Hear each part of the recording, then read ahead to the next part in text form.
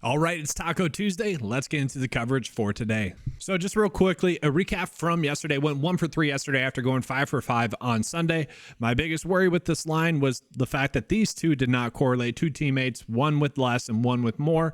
I think we can all say the Gabe Vincent one probably hits if the Miami Heat do not blow out the Boston Celtics. Vegas was wrong with how they expected that game to go. That's part of the reason why I like this prop. He only got 26 minutes. It is what it is. That happens. All right, let's go ahead and get to today's slate. And then just a reminder, guys, make sure to like and subscribe to the channel. And I say that because some of the support from you guys has led me to continue to make some new tools and some new updates to the 9-5 cheat sheet. I'm excited to say that I now have WNBA in the cheat sheet as well. I'll be touching that throughout this video too. All right, so just a reminder to everyone, my goal with Taco Tuesday is to find the best 5 individual props that I can pair with the taco, and hopefully 2 out of the 3 hit. Now that didn't happen last week. They went 1 for 2 with one of them being a push then. So technically they went 1 for 3, but they refunded one of them. Then the following day, the hot dogs struggled 1 for 3 that they had for us. And then on Friday, what I called the cod fillets finally went 2 for 2. It's my long way of saying, yes, in the long term, these are going to be the way to go. Even if these hit 50% of the time, and we can hit around 50% of our props by doing that, we are going to be profitable because you only need to profit over 33% of the time by doing those individual bets like that. And so this one with Shane should be a good one. I kind of wish that they would do fantasy score in the sense that he can still get a quality start. He can still get a win. He can still go deep into games while not getting 6 strikeouts. Like, you can have a good pitching day without getting 5.5 strikeouts. So let's go ahead and get into the PrizePicks cheat sheet for the day. I'm just going to have it sorted by all the sports right now. And so we can see these are 2 bets that I have already made. I like these 2 pitching strikeout props. So we got Sandy and then we got Nestor for over pitching strikeouts. We can see he is projected to get 6.12. Sandy's only projected to get 4.8. That's kind of a worry, okay?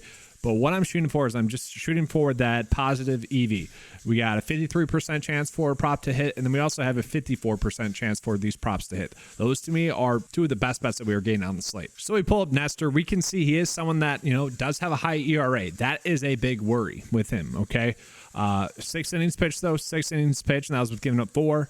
Only 4.4 3 games ago against Tampa. Still had 3 strikeouts. And so that's the worries if he obviously gives up too many runs and gets pulled early. Thankfully for him, he does get a good matchup going against Seattle, who is one of the teams this season strikes out the most. And over the past 3, still bottom 10 in the MLB as well. So that should be a good prop. And now we look at this one as well. This is a perfect example of what I was saying with strikeouts, is that you can have a good game and just not have the strikeouts there.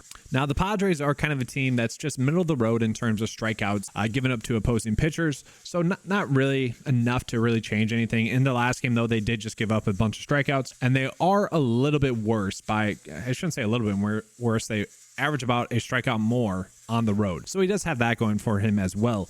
Typically speaking, when they need him to, Sandy will go deep into the games, okay? That has not exactly been the case thus far this season, although it did seem like it was trending towards that prior to his last 2 starts. So kind of curious to see where that will go. And obviously a lot of that is determined by pitch count and whatnot. Funny that one of the best props that we are getting is the other way for walks allowed for Shane. That's funny how that works out, right? And we can see nothing too crazy that's standing out too much. Let's see if we have any discrepancies. Under bets, no. We did have a couple of good ones for WNBA to start the day. Those have since disappeared. But what I'm noticing is that we do have a lot of situations in which the props are different. So the over is set at -125, and that's to get 9 rebounds and assists here, whereas PrizePicks has it set at 8.5, projected to get 9.3 for Parker for WNBA. And full disclosure, guys, this will literally be my first time betting on WNBA. Definitely not considering myself an expert in this category by any means. So we look at the rebounds and assists the past couple of games, been a little bit hit or miss. We can see that in the rebound department. So just an interesting prop all around. If you guys want to go ahead and make that one, you can. This is also my first day implementing it, so proceed with caution with the WNBA props. Here's another interesting WNBA prop where Jessica Shepard, this is essentially a push right here. And we can take it further. If we want to just get into the WNBA side directly, we can do that as well. So because this is a new tool, this specific WNBA sheet is not perfect. I'll be the first to admit that, but just trying to gauge if we have any decent edges here. Like, typically speaking, I'll set some sort of filter here so we can easily sort by this, but just trying to see. Yeah, it's pretty tight in terms of like the difference in the lines. Let's sort by under real quick. So here we have an interesting one. Courtney Williams for under 11.5 points. Vegas is giving that about a 54% chance to hit. Courtney averages 10.5 points, but is projected to get 14.7. So not a perfect one, but once again, if you're just trying to chase the EV bets, that could be one that you're rolling with. And now I also want to call this one for MLB. Okay. We know that the MLB props, there seems to be a big edge there right now. In terms of hitting fantasy score. And guys, I hate highlighting like bets that I didn't even call out to you guys. But this was one that was pulled in via the 9 to 5 cheat sheet as too good to pass up on throughout the day. And honestly, I did something that I don't like to do. I was chasing some bets just because I wanted some action yesterday. But these were all pretty strong bets as a whole anyways. But once again, like we can see the hitting fantasy score, like there is still a big edge there. I would have considered these three to be three of the best ones on the day, three of the top 7 at least. They were just on the night slate. So let's go ahead and just get into the best hitting props on the day. And so we do see that Juan Soto one is going to be probably one of the best ones. And then from there, it's maybe they're getting better, but the lines today are much more tight, especially when looking at the average Vegas line that's being called in. They honestly, guys, I wouldn't be shocked if they're like, all right, we need to do something. Hitting fantasy score, there's a huge edge there. We need to fix our formula. That's kind of what it seems like to me. So just very interesting there. And so once again, we don't have really any good pitching fantasy score props as well. What I want to shoot for is anytime that the Vegas line is suggesting or is showing us that it's higher than the PrizePicks line. Very rarely will the Vegas line be higher because very rarely do Vegas lines actually suggest that there's going to be both a quality start or a win. And so that's obviously what goes into the formula. I would say we don't need to use any of these bets. You could possibly bet the under for Shane, unfortunately there.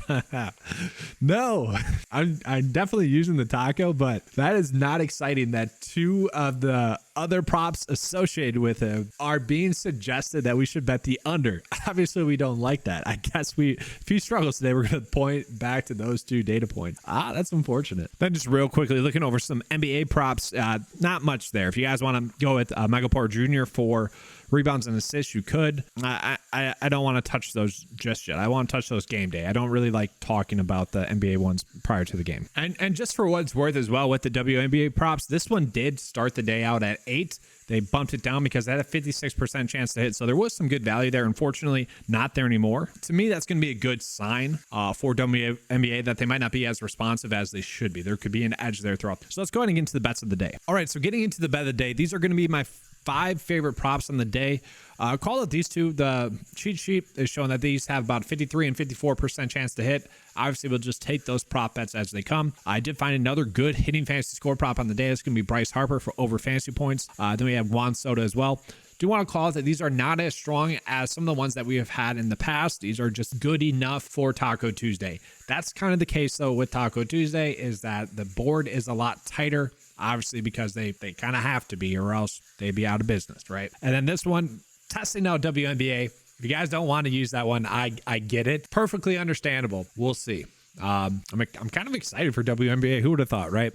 So we'll see. We'll see if those ones hit. But yes, that's going to be all for today. Just a reminder, if you guys enjoy the coverage, make sure to give it a like and subscribe. That does help out the channel. If you guys want access to that 9 to 5 cheat sheet, is available for $10 a month. As you guys can see, always trying to put more into it if possible, really without raising the cost as well. So just trying that out. All right, let's have a good slate today. And as always, keep cash.